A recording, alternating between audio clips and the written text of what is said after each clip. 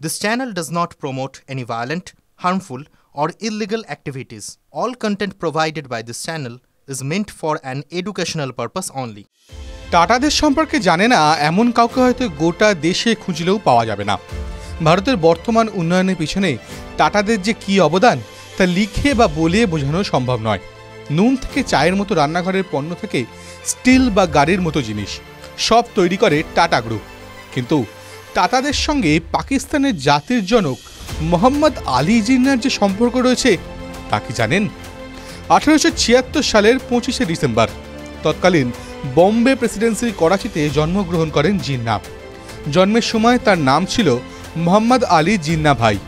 বর্তমান গুজরাটের কাথিয়াওয়াড় থেকে তার পিতামহ করাচিতে চলে যান। যদিও জিন্না নিজে বলেছিলেন তার পূর্বপুরুষরা আসলে রাজপুত ছিলেন, যারা পরবর্তীতে কাথিয়াওয়াড়ে যান, তারপর করাচি, এবং সেই পূর্বপুরুষের মৃত্যুর পর তার পরিবারের মানুষরা ইসলাম গ্রহণ করেন। কিন্তু টাটাদের সঙ্গে কি সম্পর্ক জিন্নার? জিন্নার দ্বিতীয় স্ত্রী রতনবাই পেটিট একজন পার্সি ছিলেন, আর এই রতনবাই পেটিটের ভাই স্যার দীনশ ম্যাকেঞ্জি পেটিটের স্ত্রীর নাম ছিল শায়লা টাটা। অর্থাৎ জিন্না শ্যালকের স্ত্রী শায়লা ছিলেন টাটা পরিবারের সদস্য। আর এই শায়লার দাদা কে ছিলেন জানেন? শায়লার দাদা ছিলেন জাহাঙ্গীর রতনজি দাদাভাই টাটা বা JRD টাটা।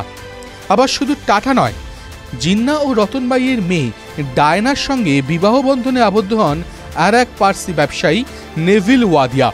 নেভিল ওয়াদিয়ার পুত্র নুসলি ওয়াদিয়া বর্তমানে ভারতীয় কংগ্লোমারেট ওয়াদিয়া গ্রুপের চেয়ারম্যান। দেশভাগের আগেই রতনবাই পেটিট মারা যান। তাদের কন্যাও তার বাবা জিন্নার সঙ্গে পাকিস্তান যাননি। ডায়নার পুত্র নুসলি বা নাতি নেস অর্থাৎ জিন্না পরিবারের পরবর্তী প্রজন্ম চিরকালই ভারতে বসবাস করেন। TV9 Bangla digital.